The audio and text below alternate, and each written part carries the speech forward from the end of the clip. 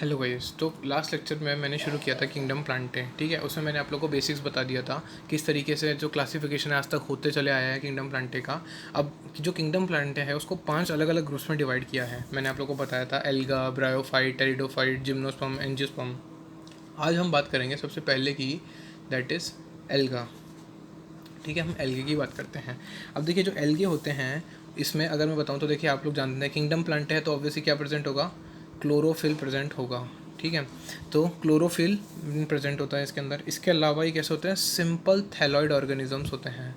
Simple thalloid organism मतलब कैसे, इन organisms की बॉडी, थैलॉइड मतलब बॉडी आप कह सकते हैं। इनकी जो बॉडी होती है वो कैसी होती है, एकदम सिंपल बॉडी होती है, कोई ज़्यादा कॉम्प्लेक्सिटी नहीं होती। ठीक है, प्लस ये कैसे होते हैं, ये देखिए ये है ना, मोस्टली ये कैसे होते हैं, एक्वेटिक होते हैं। ठीक है, ज़्यादातर ये पानी में रहते हैं। तो ठीक है ना, जो आपके एल्गे हैं ये ज़्यादातर कैसे देखने को मिलेंगे, आपको एक्वेटिक देखने को मिलेंगे। अब एक्वेटिक में ये कि फ्रेश वाटर भी हो सकते हैं और मैराइन भी ये हो सकते हैं। ठीक है ना। अब हैबिटाट्स की अगर मैं बात करूँ तो वेराइटी ऑफ हैबिटाट्स में देखने को ये मिलते हैं। वेराइटी ऑफ हैबिटाट्स में देखने को मिलते हैं। जैसे कि अगर मैं बात करूँ तो देखिए ये सॉइल में भी मिल जाएंगे आपको।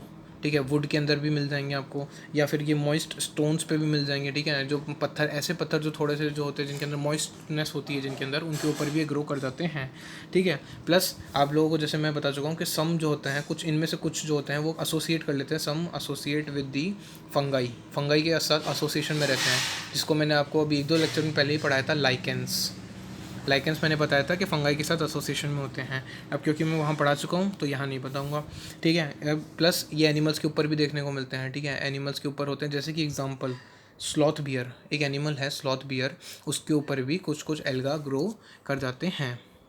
ठीक है, तो ऐसे ये इनका हैबिटेट भी बहुत वैरायटी का है, प्लस एकदम सिंपल बॉडी होती है इनकी। प्लस अगर मैं इनके फॉर्म और साइज़ की बात करूँ तो साइज़ वेरिएबल है, मतलब बड़े भी हो सकते हैं, छोटे छोटे भी मिल सकते हैं, डिपेंड करता है, साइज़ इज़ वेरिएबल। ठीक है, प्लस अगर मैं बात करूँ किस तरीके से देखने को मिलते हैं तो ये या तो कॉलोनीज़ में मिल जाते हैं। ठीक है, कॉलोनीज़ में मिल जाएंगे, एग्जाम्पल वॉलवॉक्स।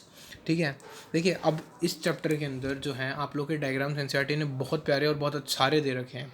तो मैं ये चाहता हूँ कि आप लोग जब ये लेके बैठे हैं तो एक बार आप जो है साथ साथ एनसीईआरटी भी साथ साथ खोल के रखें, ताकि वो डायग्राम्स आप लोग देखते रहें, क्योंकि वो डायग्राम एनसीईआरटी ने कलरफुल लेबलिंग के साथ बना रखे हैं। तो उससे साथ साथ देखते रहेंगे तो आपको आइडिया हो जाएगा। अब जैसे कॉलोनीज़ के साथ मैंने बताया तो बहुत सारे ऐसे कॉलोनीज़ में इस तरह से होते हैं। ठीक है, वॉलवॉक्स के अंदर ऐसे बहुत सारी कॉलोनीज़ देखने को मिल जाएंगी। ये आ गया वॉलवॉक्स। इसके अलावा अगर मैं बोलूँ तो फिलामेंट्स के फॉर्म में मिलते हैं, तो फिलामेंटस फॉर्म। ठीक है, फिलामेंटस फॉर्म भी होती है। फिलामेंटस फॉर्म कौन सी हो गई, एग्जाम्पल फिलामेंटस फॉर्म्स किस में देखने को मिलती है, जैसे उलोथ्रिक्स। जो जो यहाँ पे प्लांट्स के नाम आ रहे हैं वो सभी आपको याद करने हैं, स्पेशली जो एनसीईआरटी के डायग्राम्स में है वो ज़रूर याद रखने हैं। ठीक है, फिलामेंटस में कौन से आ गए, उलोथ्रिक्स एंड स्पाइरोगाइरा। उलोथ्रिक्स एंड स्पाइरोगाइरा ये क्या होते हैं, फिलामेंट्स के फॉर्म में देखने को मिलते हैं। ठीक है, अब इसके अलावा कुछ मराइन फॉर्म्स जो मराइन वाटर में रहते हैं, कुछ मराइन फॉर्म्स होते हैं, एग्जांपल अगर मैं बोलूँ तो कैल्प्स। ठीक है, कैल्प्स एक एग्जांपल है जो कि मराइन फॉर्म में, मराइन वाटर में रहते हैं। ये क्या बनाते हैं, मासिव प्लांट बॉडीज़ बनाते हैं। मैसिव प्लांट बॉडीज़ मतलब एकदम पूरे फैल जाते हैं, ये पूरे के पूरे जिस भी मेराइन वाटर में प्रेजेंट रहता है मेराइन बॉडी में, वहाँ पे एकदम पूरी तरह से फैल जाते हैं, एकदम बहुत सारा, मतलब ऐसा लगेगा कि पता नहीं ये क्या हो गया, जैसे पूरा हरा ही हरा अपना आपको देखने को मिलेगा। ठीक है ना, तो इस तरीके से एक पर्टिकुलर कलर के आपको पूरा का पूरा क्या ना वेजिटेशन देखने को मिलती है। ठीक है, तो ये मासिव प्लांट बॉडीज़ बनाते हैं। ठीक है, अब इसके अलावा जो अब एल्गे का रिप्रोडक्शन का मेथड क्या है। ठीक है, एल्गे जो होता है वो तीनों मेथड से रिप्रोड्यूस करता है। ठीक है, वेजिटेटिव भी रिप्रोडक्शन होता है यहाँ पे, ए सेक्शुअल रिप्रोडक्शन भी देखने को मिलता है, एंड सेक्शुअल रिप्रोडक्शन भी देखने को मिलता है। अब एक एक करके हम तीनों रिप्रोडक्शन की बात करेंगे, क्योंकि अगर मैं आप लोगों को बताऊं तो सबसे इंपॉर्टेंट का रिप्रोडक्शन करने का तरीका ही होता है। हम रिप्रोडक्शन को इतनी इंपॉर्टेंस क्यों देते हैं, वो इसलिए क्योंकि जो रिप्रोडक्शन होता है ये इकलौता ऐसा मेथड है जिससे कि स्पीशीज़ आगे कंटिन्यू हो सकती है। ठीक है ना, और कोई मेथड नहीं है। अगर आप लोग चाहते हैं आपकी जनरेशन आगे बढ़ती जाए, आपकी विरासत जो है जो सदियों से चली आ रही है वो कैसे आगे जाएगी, तो ऑब्वियसली थ्रू रिप्रोडक्शन आप अपने ऑफस्प्रिंग्स बना सकते हैं। तो इसलिए ये इतना इंपॉर्टेंट है कि हम हर एक के बारे में, अभी तक मैंने जितना पढ़ा है रिप्रोडक्शन पे बहुत फोकस दिया है मैंने। ठीक है, अब जैसे वेजिटेटिव रिप्रोडक्शन की बात करूँ तो वो कैसे होता है, it occurs due to fragmentation. Fragmentation आप लोग को पता ही है कि हर एक पार्ट जो है वो बॉडी का छोटे छोटे पार्ट्स में कट जाता है, और उस हर एक छोटे छोटे पार्ट से है ना नया ऑर्गेनिज्म बन के बाहर निकलता है। ठीक है ना, तो यहाँ पे ईच फ्रेगमेंट जो होता है वो डेवलप करता है into a thallus. Into a thallus, thallus मतलब वही बॉडी, तो अल्टीमेटली हर एक फ्रेगमेंट जो होता है छोटे से, जैसे मान लीजिए ये पूरा ऑर्गेनिज्म था, इसके मैंने ऐसे 3 फ्रेगमेंट्स कर दिए, तो ये देखिए हर फ्रेगमेंट जो है यहाँ पे वो अल्टीमेटली एक नया ऑर्गेनिज्म बना देगा, each developing into a new thallus, ठीक है।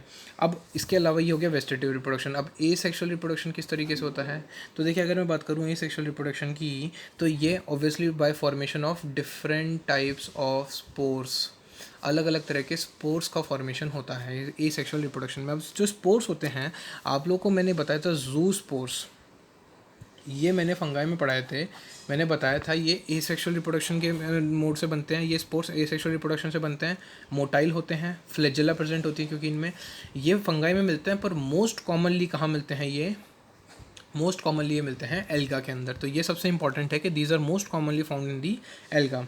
मैंने बताया फ्लैजेलेटेड होते हैं, मोटाइल होते हैं, ठीक है ना। और जब ये जर्मिनेट करते हैं एंड जब इनको मतलब हम जर्मिनेट कराएंगे सॉइल में, व्हेन दे आर जर्मिनेटेड, तो ये नए प्लांट्स का फॉर्मेशन कर देंगे।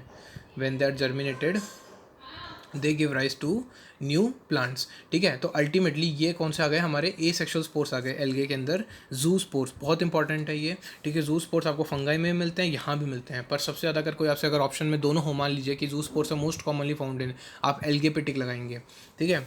इसके बाद आता है सेक्शुअल रिप्रोडक्शन। अब सेक्शुअल रिप्रोडक्शन किस तरीके से होता है, देखिए सेक्शुअल रिप्रोडक्शन ऑब्वियसली आपको पता है फ्यूजन होता है दो गैमेट्स का, कभी भी सेक्सुअल रिप्रोडक्शन में क्या होगा, फ्यूजन होगा दो गैमेट्स का। अब मैंने फंगस में 3 वर्ड्स का नाम लिया था जिनको मैंने कभी एक्सप्लेन किया ही नहीं था, ठीक है ना। मैंने बोला था आइसोगैमस, एन आइसोगैमस और ऊगैमस, वो मैंने इसलिए एक्सप्लेन नहीं किया था क्योंकि वहाँ करने का मतलब नहीं था। अब यहाँ मैं रिलेट करके आप लोगों को बताऊँगा। देखिए आइसोगैमस कैसे होता है, सबसे पहले तो मैंने बोल दिया फ्यूजन होता है दो गैमेट्स का, उसको बोलते हैं हम सेक्सुअल रिप्रोडक्शन, ठीक है ना। अब ये जो होते हैं ये फ्लैजेलेटेड भी हो सकते हैं, ठीक है, दीज कैन बी फ्लैजिलेटेड, मतलब अब जो हम बात कर रहे हैं जो गैमेट्स हैं वो फ्लैजिलेटेड भी हो सकते हैं सेक्सुअल रिप्रोडक्शन के अंदर, और प्लस सिमिलर इन साइज़ भी हो सकते हैं, सिमिलर इन साइज़ भी हो सकते हैं, मतलब दोनों गैमेट, मेल गैमेट और फीमेल गैमेट दोनों की साइज़ सिमिलर हो सकती है, ठीक है ना। तो यहाँ पे हम जो बात करने जा रहा हूँ मैं यहाँ पे अल्टीमेटली, तो ये देखिए आइसोगैमस मतलब जो सिमिलर हो ना जिनकी साइज़, जो सिमिलर होते हैं साइज़ के अंदर, these are known as isogamete. For example Ulothrix, क्या आ गया यहाँ पे, उलोथ्रिक्स आ गया, जो कि अल्टीमेटली मैंने क्या बोला, जिनकी साइज़ सिमिलर है। अब मैंने बोला अगर मान लीजिए डिसिमिलर हो साइज़ तो anisogamous, dissimilar in size, ठीक है। अगर मान लीजिए दोनों गैमेट की साइज सिमिलर है तो आइसोगैमस, देखिए गैमस मतलब गैमेट, आइसो मतलब सेम, तो सेम गैमेट, इतना तो मैंने वहाँ बताया था। एन आइसोगैमस मतलब देखें एन मतलब आइसो मतलब सेम, एन आ गया मतलब डिफरेंट साइज, डिसिमिलर साइज अगर है गैमेट्स की तो वो आ गया एन आइसो गैमस, ठीक है ना। इसके अलावा अगर मैं बोलूँ ऊगैमस क्या होता है, अब देखिए ऊगैमस ये होता है कि मान लीजिए अब दो गैमेट का फ्यूजन हो रहा है, ठीक है, होगा तो दो गैमेट का फ्यूजन, पर वो फ्यूजन ऐसा हो रहा है कि फ्यूजन हो रहा है उसमें एक तो है लार्ज, कैसा, नॉन मोटाइल, ठीक है, ये क्या कौन होता है, फीमेल गैमेट, फीमेल गैमेट होती है यहाँ पे लार्ज और नॉन मोटाइल, और एक होता है स्मॉल और मोटाइल, ये कौन आ गया, मेल गैमेट, ठीक है। तो जब इस तरीके से दो गैमेट फ्यूज़ करते हैं जिसमें एक लार्ज होता है और नॉन मोटाइल होता है और एक स्मॉल होता है और एक मोटाइल होता है, इसको बोलते हैं हम ऊगैमस, ठीक है। तो ये आ गया आपका oogamous type of sexual reproduction. Anisogamous में हम बोल रहे हैं कि ये कैसा आ गया, anisogamous type of sexual reproduction हो गया। अब देखिए आइसोगैमस में मैंने बोला, देखिए आइसोगैमस में यहाँ पे दो तरीके से आएंगे, मैंने अभी डिफ्रेंशिएट नहीं किया। आइसोगैमस का मतलब क्या है, सिमिलर इन साइज़, ठीक है, ये तो आप जानते हैं। अब सिमिलर इन साइज़ तो है, पर एक तो हो गया इसमें फ्लैजिलेटेड कि भाई फ्लैजिला है या मोटाइल है अल्टीमेटली, और एक में मान लीजिए कि नॉन मोटाइल है, मतलब दो गैमेट हैं आपके पास, दोनों गैमेट सेम साइज़ के हैं पर मोटाइल भी हैं। जैसे मान लीजिए ये देखो ये दोनों गैमेट हैं और ये देखिए सेम साइज़ के हैं और मोटाइल हैं। अब ये देखिए ये दोनों गैमेट हैं, ये भी सेम साइज़ के हैं पर देखिए यहाँ मोटाइल नहीं है, ये एब्सेंस है, यहाँ पे मोटिलिटी एब्सेंस है। तो इस तरीके से दो तरीके में आ जाते हैं ये, ठीक है। तो मैं बोल रहा हूँ अल्टीमेटली जो मैंने उलोथ्रिक्स अभी आपको बताया वो कैसा हुआ, वो इसका एग्जाम्पल है कि सिमिलर इन साइज़ है प्लस फ्लैजिलेटेड भी है। अब जो नॉन मोटाइल है पर आइसोगैमस है, दिस इज पायरोगायरा, इसका एग्जाम्पल हो गया, समझ रहे हैं। मतलब ऐसे गैमेट जो कि सिमिलर इन साइज़ में है पर मोटिलिटी एब्सेंट है, यहाँ पे मोटिलिटी इज़ एब्सेंट, उसका एग्जांपल आ गया स्पाइरोगायरा। तो ये बहुत ध्यान से देखिएगा, ये जो रिप्रोडक्शन का मेथड है, स्पेशली सेक्सुअल रिप्रोडक्शन का जो मेथड है ये पूछा जाता है, ठीक है। तो ये सेक्सुअल रिप्रोडक्शन का मेथड हो गया इन दी एल्गा, ठीक है। इसका एग्जाम्पल मैंने आप लोगों को नहीं बताया, ऊगैमस का एग्जाम्पल आ गया, एग्जाम्पल इसमें वॉल्वॉक्स एंड फ्यूकस, ठीक है, ये आप लोगों को एग्जांपल्स याद रखने हैं। ये आ गए अल्टीमेटली सारे रिप्रोडक्शन। अब हम बात करेंगे एल्गे किस तरीके से यूज़फुल है, मतलब एल्गे का रोल क्या है फॉर ह्यूमंस। ठीक है, अगर मैं बात करूँ क्या एल्गा हमने इतना सब पढ़ा तो क्यों ज़रूरत है, अब ह्यूमंस को ऐसे क्या काम आता है एल्गे। तो देखिए वो इसका पहला रोल तो ये है कि देखिए हम जो CO2 जो हम बोलते हैं ना कि कार्बन डाइऑक्साइड फिक्सेशन होता है कि प्लांट्स फोटोसिंथेसिस करते हैं। प्लांट्स क्या करते हैं, जब फोटोसिंथेसिस करते हैं तो CO2 लेते हैं अंदर और O2 लेते हैं बाहर, O2 बाहर देते हैं। जबकि हम क्या करते हैं, ये तो हो गए प्लांट्स। ठीक है, हम क्या करते हैं, हम लेते हैं अंदर ऑक्सीजन और बाहर छोड़ते हैं हम CO2, ये ह्यूमंस हो गए। प्लांट्स उल्टा करते हैं, मतलब प्लांट्स जो होते हैं, तभी तो लोग बोलते हैं ना कि ज़्यादा से ज़्यादा पेड़ पौधे होगा, क्यों, क्योंकि पेड़ पौधे क्या देते हैं, ऑक्सीजन देते हैं। ठीक है, और वो CO2 अंदर लेते हैं। और इसीलिए आप लोग को याद भी होगा कि है ना, ऐसा बोला जाता है कि रात के टाइम पर कभी भी है ना पेड़ पौधों के पास नहीं जाना चाहिए। क्यों, क्योंकि रात को वो जस्ट अपोजिट वर्क करते हैं। है ना, रात को वो क्या करते हैं, बिल्कुल जो ह्यूमंस की तरह है वो ये रात को करते हैं। रात को ऐसा क्यों, क्योंकि देखिए दिन में जो है फोटोसिंथेसिस डोमिनेट करता है। फोटोसिंथेसिस डोमिनेट करता है दिन के अंदर इन डे टाइम। अब फोटोसिंथेसिस में क्या होता है, CO2 लेनी होती है तो O2 as a by product बाहर जाती है। रेस्पिरेशन दिन में भी चलता है। ये तो जो मैं ये देखिए हम जो करते हैं, हम क्या करते हैं, रेस्पिरेशन। तो प्लांट्स भी रेस्पिरेशन करते हैं, पर वो जो रेस्पिरेशन है वो उतना ज़्यादा नहीं होता जितना कि फोटोसिंथेसिस होता है। रात में अब सनलाइट है नहीं, सनलाइट नहीं है तो अल्टीमेटली क्या होगा, फोटोसिंथेसिस नहीं होगा रात में, क्या होगा, सिर्फ और सिर्फ रेस्पिरेशन होगा। तो प्लांट्स भी CO2 बाहर देते हैं और O2 अंदर लेते हैं। इसलिए ऐसा कहा जाता है कि रात के टाइम पे कभी भी प्लांट्स के आसपास, पेड़ पौधों के आसपास नहीं जाना चाहिए, क्योंकि वो CO2 बाहर देते हैं। ठीक है, तो अब ये इतना सब मैंने बोल तो दिया, ये तो आपके इन जनरल नॉलेज के लिए बात हो गई। पर इसका रोल क्या है, इसका रोल ये है कि ये जो at least half of the total carbon dioxide fixation, इसको हम क्या बोलते हैं कि अल्टीमेटली वो कार्बन डाइऑक्साइड को फिक्स कर रहे हैं प्लांट्स। ठीक है, तो ये इनमें से जितनी भी कार्बन डाइऑक्साइड का फिक्सेशन होता है उसका 50% अगर मैं बात करूँ, जितना भी आपका कार्बन डाइऑक्साइड का फिक्सेशन हो रहा है वो कौन करवाता है, एल्गे करवाता है। इसलिए एल्गा जो है वो इतना ज़्यादा इंपॉर्टेंट है। क्यों, क्योंकि ये 50% ऑफ द वर्ल्ड्स जो आपकी जो कार्बन डाइऑक्साइड का फिक्सेशन हो रहा है वो ये करवाते हैं। किसके through, obviously through the photosynthesis. ठीक है, ये मैंने अभी आपको समझा ही दिया, फोटोसिंथेसिस के थ्रू ये बढ़ाते हैं। तो ऑब्वियसली फिर ये क्या करते हैं, ऑक्सीजन का लेवल जो है एनवायरनमेंट में वो ये इंक्रीज़ कर देते हैं। जो भी ऑक्सीजन का लेवल है एनवायरनमेंट में, ठीक है, वो ये इंक्रीज़ कर देते हैं। ठीक है, तो अल्टीमेटली ये इनका पहला फंक्शन आ गया। अब मैं अगर सेकंड फंक्शन की बात करूँ, ये सबसे इंपॉर्टेंट फंक्शन था, क्योंकि आप देखिए मतलब पूरे वर्ल्ड में जितनी भी आपके पास अल्टीमेटली जो CO2 का जो फिक्सेशन हो रहा है, ठीक है, उसका 50% एल्गे कॉज करते हैं। बहुत बड़ी बात है ये। और प्लस प्लांट्स तो अपन बोलते हैं ट्रीज़ वगैरह क्यों लगानी चाहिए, आपको ऑक्सीजन देते हैं, फ्रूट्स वगैरह तो चलो देते हैं, पर एल्गे की अगर मैं बात कर रहा हूँ तो इसका ये सबसे बड़ा फंक्शन था। प्लस अब ये क्योंकि फोटोसिंथेसिस करते हैं तो ये क्या हुए, प्राइमरी प्रोड्यूसर्स हुए।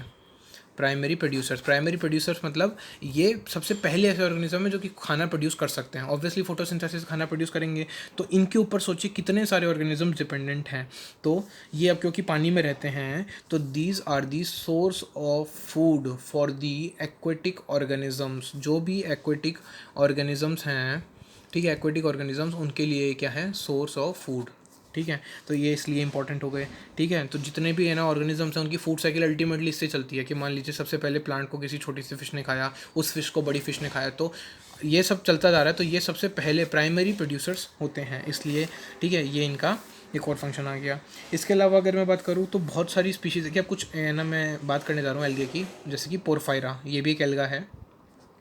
लेमिनारिया, ये भी एक एल्गा है। एंड सार्गसम, ये भी एक एल्गा है। इन स्पेसिफिक इन तीनों का नाम मैंने क्यों लिया, मैंने इसलिए लिया क्योंकि इसी तरीके के करीबन 20 स्पीशीज़, अलग अलग स्पीशीज़ होती है एल्गा की। These are used as food. इसको हम डायरेक्टली ह्यूमंस भी एज अ फूड यूज़ कर सकते हैं। जैसे 3 तो ये हो गई, इसके अलावा और भी मतलब टोटल 20 स्पीशीज़ ऐसी है एल्गा की टोटल, जो कि फूड के तौर पे हम यूज़ कर सकते हैं, हम उसको खा सकते हैं। ठीक है, अब क्या होते हैं कुछ, देखिए अब है ना, जब मैं आप लोगों को कल के लेक्चर में बताऊंगा कि जो एल्गे जो होते हैं वो टोटल 3 क्लास में डिवाइड होते हैं। मैं अभी बता रहा हूँ एक सिर्फ नाम, क्लोरोफाइसी, ठीक है, यहाँ पे फियोफाइसी आ जाएगा, एंड ठीक है रोडोफाइसी। तो 3 क्लासेस में मैंने एल्गा को डिवाइड कर दिया, फाइसी। ठीक है, अब देखिए ये 3 क्लासेस क्यों डिवाइड किया वो सब मैं कल बताऊंगा। अल्टीमेटली 3 क्लास में हम डिवाइड करते हैं।